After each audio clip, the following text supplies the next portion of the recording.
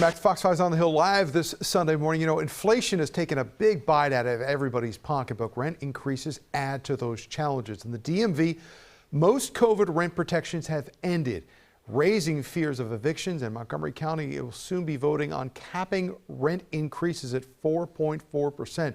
Managing rising costs is a major problem for both landlords and renters. And this morning we welcome in Matt Losak. He is the executive director of the Renters Alliance in Montgomery County, and he is in favor of a rent cap. Matt, thanks for being with us.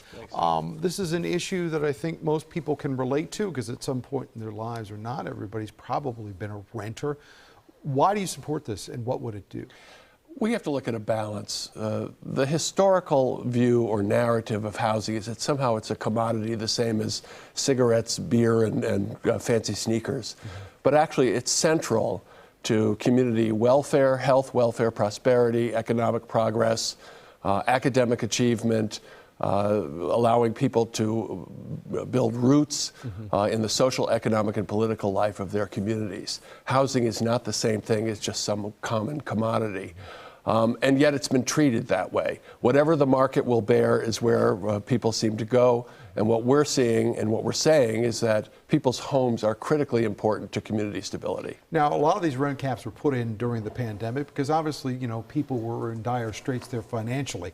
Now that the pandemic seems to be easing, what are you seeing in the housing markets as far as landlords raising these rents? We're seeing by irresponsible landlords, which unfortunately there's a significant number, who are taking full advantage of what the market will bear with no responsibility for keeping people stable in their homes. So we're seeing renters who are receiving double-digit rent increases. Just a few weeks ago, we received a complaint from a tenant who got a 53% rent increase. But bear in mind, while these rent increases are outrageous, you know, 5%, 6%, 7% is well beyond what people are seeing in wage increases, not to mention the impact of inflation on these people. So let me just be clear. We support the Renters Alliance, the idea that a landlord deserves to keep up with the expenses and to make a reasonable return on his or her investment. No problem there. But we do believe that housing is different than any other commodity, and so there needs to be a balance between a landlord's need to make a reasonable return on their investment and keeping people stable in the quality homes. Well, clearly anything in the range of 50% is astronomically, you know, untenable, not only for the people who are the renters, but for the market as a whole. What's driving the need for housing? Demand. And some will argue that we can build our way out of this. That, you know, first of all, it's a great idea. Economics 101 says if you flood the market with apartments, that somehow competition will bring rents down. Not going to happen. We don't oppose the idea of building new apartment buildings. That's fine if you want to do that. But nobody is building low-income, affordable housing anywhere around here. There's way too much pressure to build luxury apartments. And we have to be consider the people who currently live in their homes. These plans often are looking at future residents, not the current residents. So we've got in Montgomery County 1.1 million residents. Nearly 40% of those residents live in rental housing, and more than half of those people who live in rental housing are middle and low income families. And they have been creamed by the COVID pandemic, and they are seeing their housing costs go up dramatically.